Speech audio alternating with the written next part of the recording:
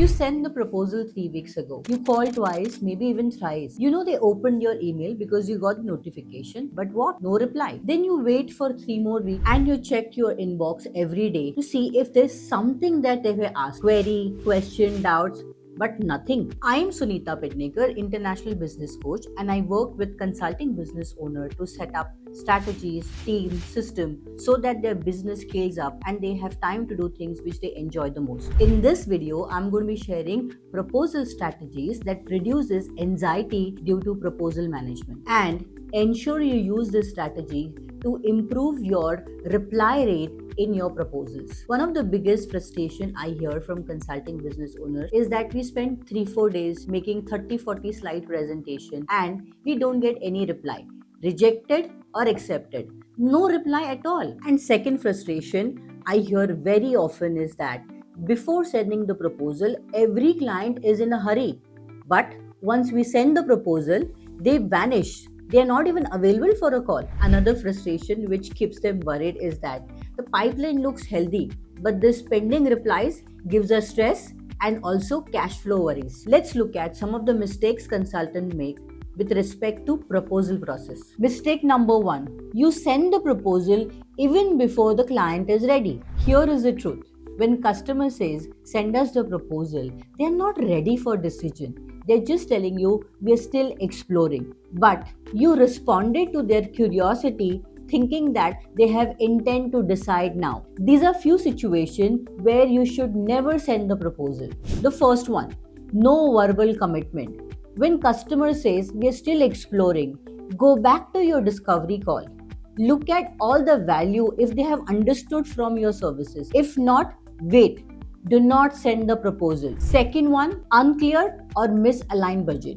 If customer do not agree or if they do not have budget to pay as per your fees, then wait. Do not send the proposal unless you get their commitment and they have budget to pay. Third one, missing decision makers.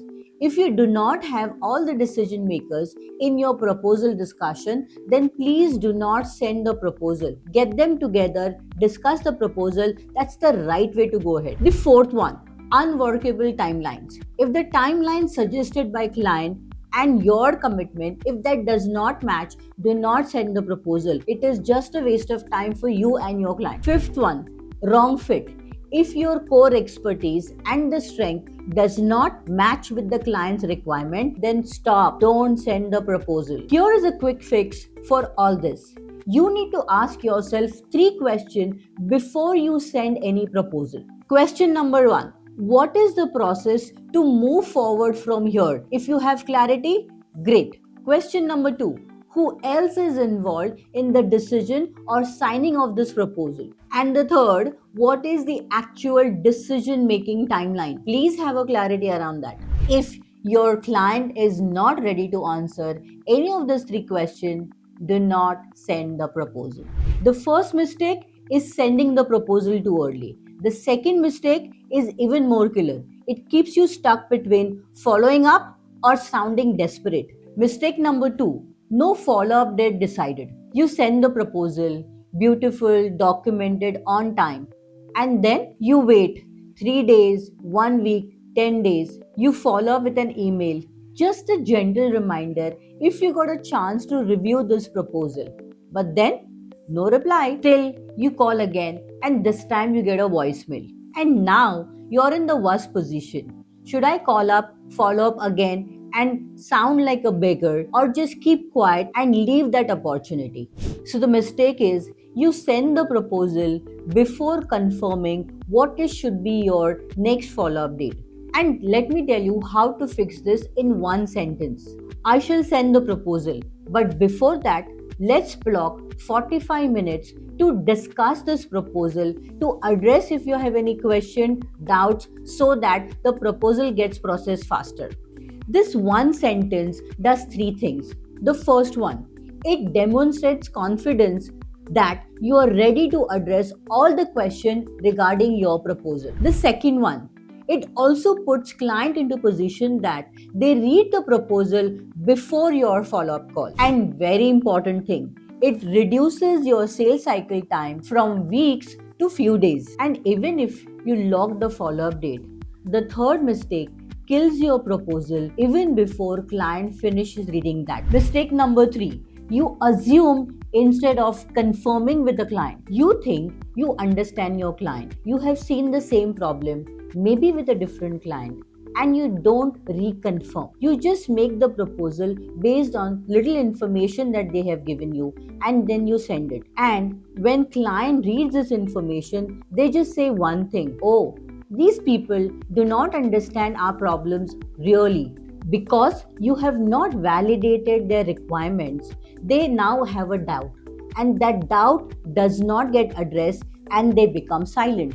Here is the truth: assumption creates doubts and not confidence. And when people are in doubts, they don't take action. And it means that your proposals never get replied. To fix this is a simple method. In your proposal, have one section where you are addressing all the assumption, client requirement, needs, challenges, whatever they have discussed with you and you have understood. And when client reads this, it gives them confidence that you have really understood that. Also, it gives you an opportunity to clarify misunderstandings if there are any.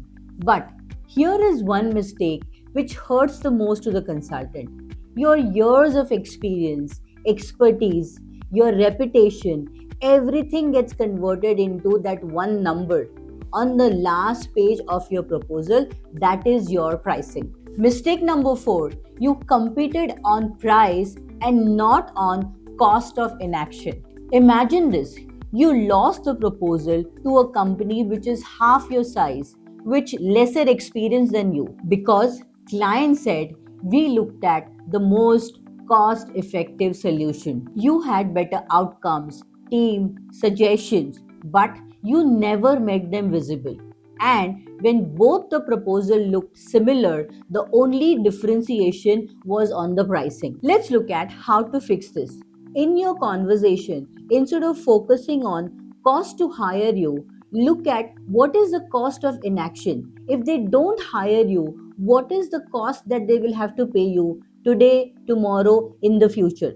Just imagine if the cost that they're paying because they're not solving the problem for their project is almost 40-50 lakhs, and cost of hiring you is, let's say, 20-25 lakhs. If they only hire you, it is not a loss, it is only the recovery cost. And don't just stop there, go one level even deeper. Let me give you one example. Faster delivery does not address just one problem.